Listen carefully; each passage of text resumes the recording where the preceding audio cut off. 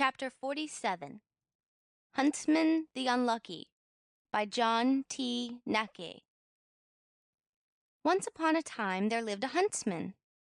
He would go every day in search of game, but it often happened that he killed nothing, and so was obliged to return home with his bag empty. On that account he was nicknamed Huntsman the Unlucky.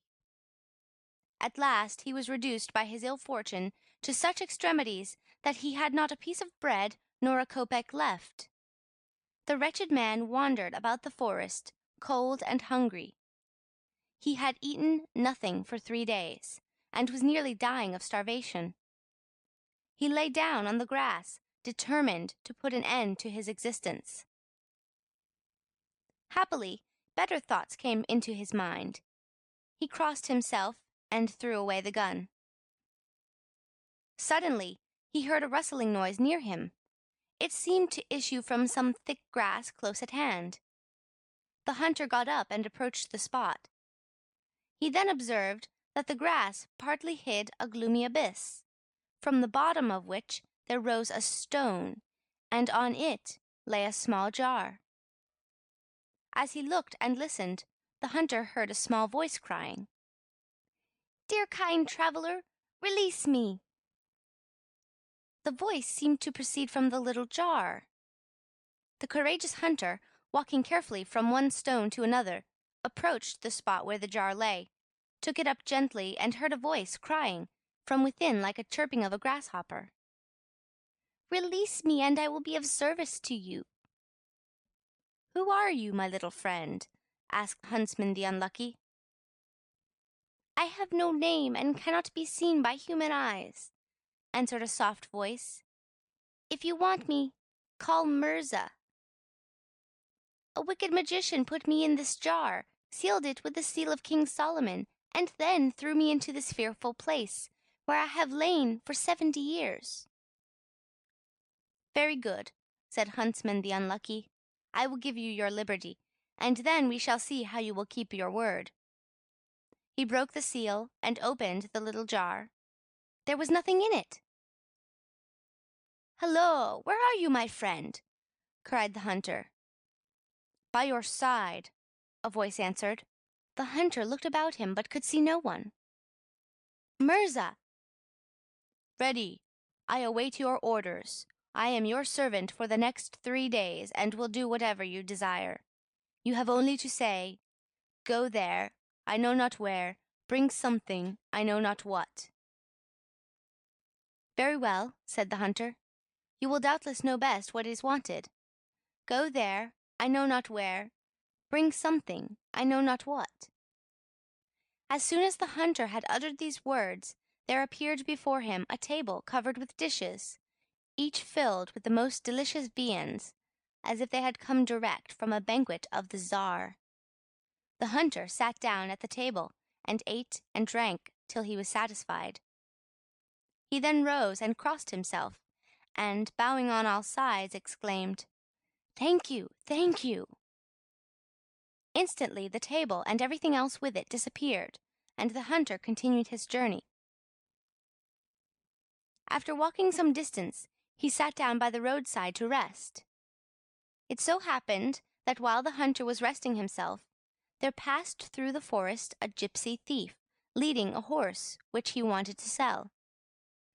"I wish I had the money to buy the horse with," thought the hunter. "What a pity my pockets are empty! However, I will ask my invisible friend, Merza." "Ready." "Go there, I know not where, bring something, I know not what." In less than a minute the hunter heard the money chinking in his pocket. Gold poured into them, he knew not how nor whence. "Thanks, you have kept your word," said the hunter. He then began to bargain with the gypsy for the horse. Having agreed upon the price, he paid the man in gold, who, staring at the hunter with his mouth wide open, wondered where Huntsman the Unlucky had got so much money from. Parting from the hunter, the gypsy thief ran with all his speed to the farther end of the forest and whistled. There was no answer. "They are asleep," thought the gypsy, and entered a cavern where some robbers, lying on the skins of animals, were resting themselves. "Hello, comrades, are you asleep?" cried the gypsy. "Get up quick, or you will lose a fine bird. He is alone in the forest, and his pockets are full of gold. Make haste!" The robbers sprang up, mounted their horses, and galloped after the hunter. The hunter heard the clatter, and seeing himself suddenly surrounded by robbers, cried out, "Merza!" "Ready," answered a voice near him. "Go there, I know not where. Bring something, I know not what." There was a rustling noise heard in the forest, and then something from behind the trees fell upon the robbers. They were knocked from their horses and scattered on all sides, yet no hand was seen to touch them. The robbers, thrown upon the ground, could not raise themselves, and the hunter, thankful and rejoicing at his deliverance, rode on, and soon found his way out of the dark forest, and came upon a town. Near this town there were pitched tents full of soldiers. Huntsman the Unlucky was told that an enormous army of Tartars had come, under the command of their Khan, who, angry at being refused the hand of the beautiful Princess Milovsura, the daughter of the Tsar, had declared war against him. The hunter had seen the Princess Milovsura when she was out hunting in the forest. She used to ride a beautiful horse, and carry a golden lance in her hand. A magnificent quiver of arrows hung from her shoulder. When her veil was lifted up, she appeared like the spring sunlight, to give light to the eyes and warmth to the heart. The hunter reflected for a little while, and then cried, "Merza!" In an instant he found himself dressed in splendid attire.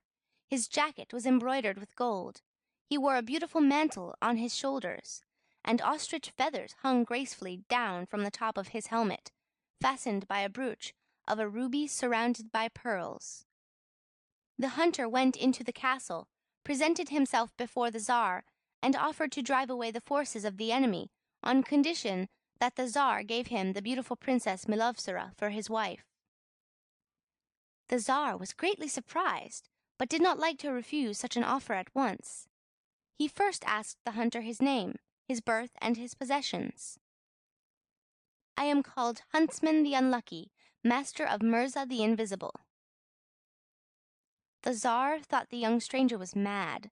The courtiers, however, who had seen him before, assured the Tsar that the stranger exactly resembled Huntsman the Unlucky, whom they knew, but how he had got that splendid dress they could not tell. Then the Tsar demanded, "Do you hear what they say? If you are telling lies, you will lose your head. Let us see, then, how you will overcome the enemy with the forces of your invisible Merza." "Be of good hope, Tsar," answered the hunter. "As soon as I say the word, everything will be completed." "Good," said the Tsar. "If you have spoken the truth, you shall have my daughter for your wife. If not, your head will be forfeit." The hunter said to himself, "I shall either become a prince, or I am a lost man." He then whispered, "Merza, go there, I know not where. Do this, I know not what."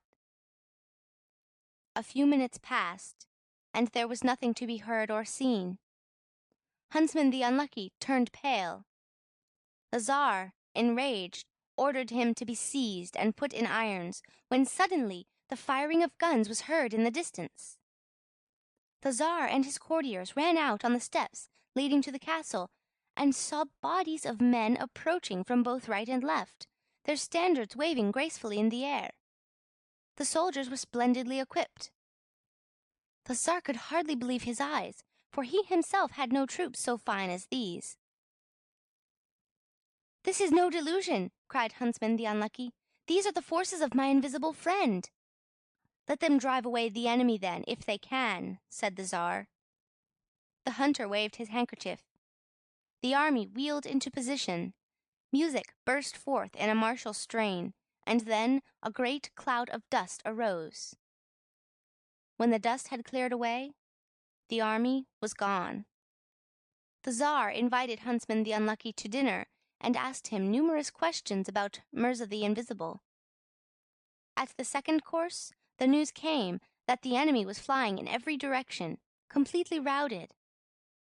The terrified Tartars had left all their tents and baggage behind them. The Tsar thanked the hunter for his assistance and informed his daughter that he had found a husband for her. Princess Milovsura blushed upon receiving this intelligence, then turned pale and began to shed tears. The hunter whispered something to Merza, and the princess's tears changed into precious stones as they fell. The courtiers hastened to pick them up. They were pearls and diamonds. The princess smiled at this, and, overcome with pleasure, gave her hand to Huntsman the Unlucky, unlucky no longer. Then began the feast. But here the story must